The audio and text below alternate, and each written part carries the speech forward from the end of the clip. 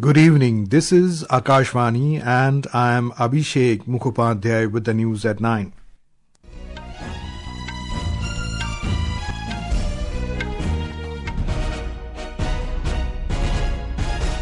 The headlines. Cabinet approves extension of Jal Jeevan Mission till December 2028, eases FDI norms for countries sharing land border with India. Government also clears proposal to declare Madurai Airport in Tamil Nadu as the international airport, gives nod for greenfield road project to connect Jewar International Airport in Uttar Pradesh to Delhi and Faridabad. Centre assures no energy shortage for domestic consumers amid prevailing West Asia conflict. Oil companies boost LPG production. Lok Sabha holds discussion on opposition's resolution seeking removal of Speaker Om Birla. And Swiss Open Badminton tournament begins in Basel. Star Indian players to open the campaign from tomorrow. The Union Cabinet chaired by Prime Minister Narendra Modi today approved extension of Jal Jeevan Mission up to December 2028 with an enhanced outlay of nearly 8.70 lakh crore rupees. Briefing media in New Delhi, Information and Broadcasting Minister Ashwini Vaishnav said the Cabinet has approved Jal Shakti Ministry's proposal to restructure and reorient the implementation of the Jal Jeevan Mission from infrastructure creation to a service delivery. Jal Jeevan 2.0. The Jal Jeevan Mission 2.0 is being completely restructured and reoriented. The focus is now on shifting from infrastructure creation to service delivery. Jal Jeevan Mission 1.0 was mainly about creating infrastructure, building the basic foundational work that was required. Now the emphasis will be on service delivery and service quality. In Jal Jeevan 2.0, focus will be on how communities can be involved and how operation and maintenance can be strengthened. The allocation for the mission has also been increased to 8.70 lakh crore rupees. जो इसका allocation है वो बढ़ा के 8,70,000 करोड़ कर दिया गया है. The Cabinet has approved changes in guidelines on investments from countries sharing land border with India. The amendments in the FDI policy aim to unlock greater FDI inflows from global funds for startups and deep tech, take forward the agenda of ease of doing business. Earlier, due to COVID pandemic, government had amended the extant FDI policy. YD FDI policy, Press Note 3 dated 17th April 2020 PN3 in order to curb opportunistic takeovers and acquisitions of Indian companies due to the pandemic. Mr. Vaishnav said Cabinet has also given nod to proposal for declaration of Madurai Airport in Tamil Nadu as an international airport. The airport located in the temple city of Madurai and is one of the oldest airports in the state. Today, Honorable Prime Minister Shri Narendra Modi ji took the decision in the Union Cabinet to approve Madurai Airport as Madurai International Airport. So this will become a full-fledged international airport. This will bring connectivity from various parts of the world. There is a huge industrial cluster around Madurai, automobile, rubber, chemical, granite. So this will be a major change in the entire development of Madurai and Tamil Nadu. Meanwhile, in other major decision, Cabinet Committee on Economic Affairs today approved the revised total capital cost of 3,630.77 crore rupees for the construction of greenfield road connectivity to Jewar International Airport in the Gautam Budh Nagar district of Uttar Pradesh from Delhi, Faridabad, Ballabgarh, Sohana spur of the Delhi-Mumbai Expressway. The project will be executed on hybrid annuity mode in Uttar Pradesh and Haryana. The government today assured that there is no energy shortage for domestic consumers in the country and there is no reason to panic. The government said it is committed to ensure uninterrupted supply of affordable energy to domestic consumers of the country. In a social media post, Petroleum and Natural Gas Minister Hardeep Singh Puri highlighted that India's energy imports are continuing to flow in from different sources and routes. Meanwhile, oil companies have enhanced LPG production in the country. We have more from a correspondent. In light of current geopolitical disruptions to fuel supply and constraints on supply of LPG, the government has taken steps to ensure that 100% supply of CNG and PNG to domestic consumer is ensured, whereas other industries continue to get 70 to 80% of their supplies. Government has prioritized domestic LPG supply to households and introduced 25-day interbooking period to avoid hoarding and black marketing. Meanwhile, non-domestic supplies of imported LPG are being prioritized for essential non-domestic sectors such as hospitals and educational institutions. Ministry of Petroleum and Natural Gas said that a committee of 3 executive directors of oil marketing companies has been formed to review representation regarding LPG supply to other non-domestic sectors including restaurant, hotels and other industries. With Arzu, Aman Yadav, Akashvani News, Delhi. Bangladesh has said that around 5,000 metric tons of diesel are being supplied to the country from India through the Bangladesh-India Friendship Pipeline as the country seeks to maintain stable fuel supplies amid global disruptions linked to tensions in West Asia. Indian government sources said diesel supply from India to Bangladesh is part of regular ongoing energy trade between the two countries. India-Bangladesh Friendship Pipeline was operationalized in 2017. Indian Oil Corp Limited, Hindustan Petroleum Corporation Limited and Bharat Petroleum have said the steps have been taken to enhance LPG production and prioritize its availability for domestic consumers and essential non-domestic sectors such as hospitals and educational institutions.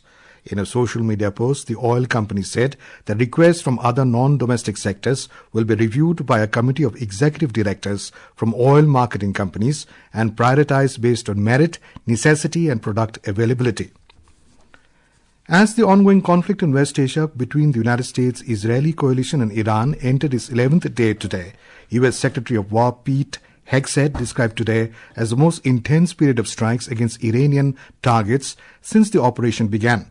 Speaking to reporters during a briefing at the Pentagon, Mr. Hegseth said the United States will continue its operations until its objectives are achieved. The War Secretary noted that Iran's missile response has declined in the last 24 hours. Earlier, U.S. President Donald Trump had threatened to escalate military action against Iran if Tehran attempts to block oil shipments through the Strait of Hormuz, while at the same time predicting the conflict could end sooner than expected. Despite the escalating pressure, missile strikes by Iran have fallen by approximately 90% and drone deployments by around 83% since the start of the campaign. However, Tehran continues to target neighboring countries it considers aligned with Washington and Tel Aviv. Iran's Foreign Minister Abbas Araghchi has said his country would keep fighting as long as necessary. We have more from a West Asia correspondent. Here in the UAE, the past 2 hours have brought the conflict sharply into the focus. Ministry of Defence confirmed that 8 ballistic missiles and 26 drones were intercepted and destroyed over the country, with 1 additional missile falling into the sea. The Ruwais refinery, the UAE's largest, was taken offline as a precautionary measure after a drone attack in its vicinity caused a fire at the facility. No casualties have been reported so far. The UAE officials have reiterated at the United Nations and other international forums that UAE territory is not being used as a base for strikes against Iran and that country remains committed to de-escalation. Residents are being advised to stay alert to official emergency channels given the heightened security environment. Vinod Kumar, Akashvani News, Dubai. This is Akashvani giving you the news. For quick news updates round the clock, follow us on X handle at AIR News Alerts, and for details of stories and more, log on to our website www.newsonair.gov.in and download News on AIR app. The Lok Sabha today took up discussion on the opposition's resolution seeking the removal of Speaker Om Birla. Congress MP Dr. Mohammad Javed moved the resolution when the House met after the first adjournment at 12 noon. He alleged the Speaker Om Birla failed to maintain the impartiality needed to command the confidence of all sections of the House. I ask for leave of the House to move the following resolution. That this House, having taken into consideration the conduct of the Speaker of the House as regards disallowing the Leader of the Opposition and other opposition leaders to speak, making unwarranted allegations against women MPs belonging to the opposition, suspending opposition MPs for an entire session for raising issue of public concern, feels he has ceased to maintain an impartial attitude towards the necessary to command the confidence of all sections of the House. Participating in the discussion, Parliamentary Affairs Minister Kiran Rijiju negated the opposition's allegations, saying that Speaker Om Birla conducted the functioning of the House in an impartial manner. When we look at the Constitution and the rules of this House, no one has ever challenged the decision of the Speaker till date.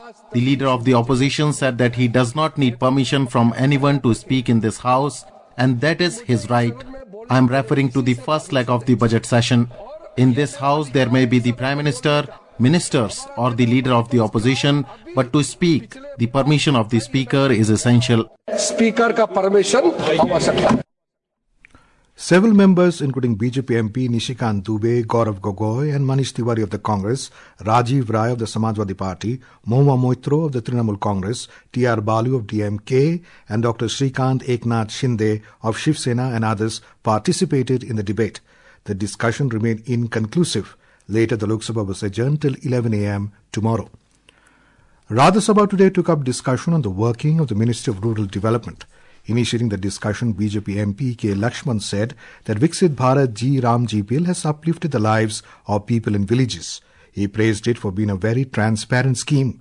Participating in the discussion, Congress MP Rajani Patil opined that the allocation for rural development in the union budget is not sufficient. The discussion remained inconclusive. After completing today's business, Rajya Sabha was adjourned till 11 a.m. tomorrow.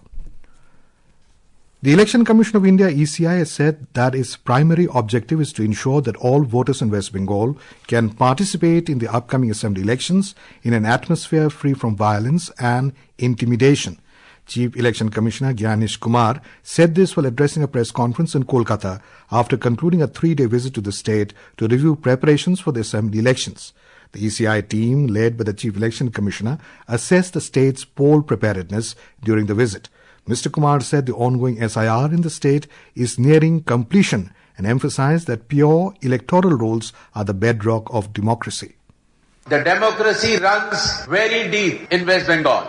Consistently, the voting percentages have been very high. The total electors in West Bengal are equal to France, Australia and Uruguay. The size of West Bengal is so large.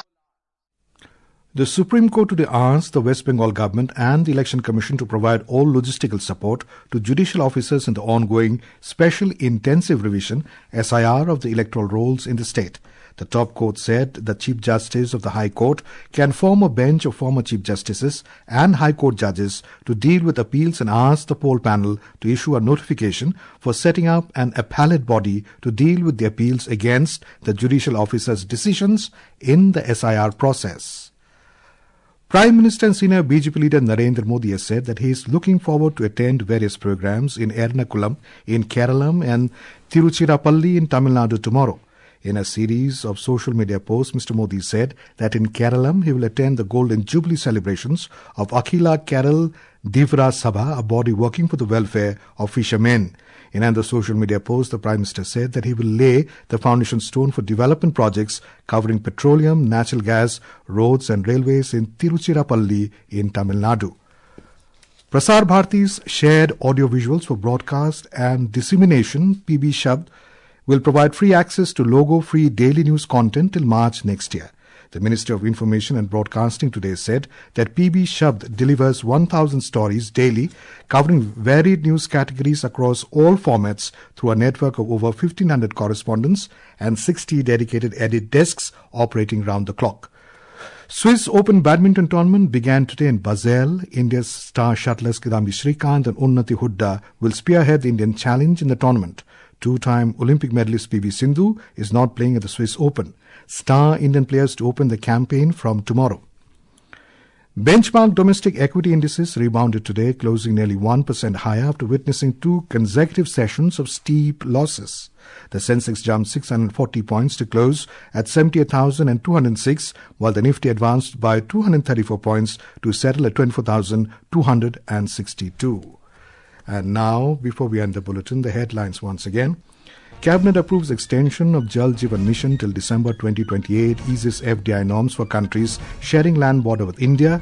Government also clears proposal to declare Madurai Airport in Tamil Nadu as the international airport, gives nod for greenfield road project to connect Jewar International Airport in Uttar Pradesh to Delhi and Faridabad. Centre shows no energy shortage for domestic consumers amid prevailing West Asia conflict. Oil companies boost LPG production.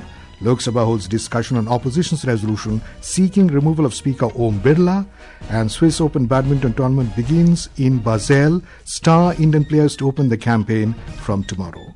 And that is all in the news at 9. Good night.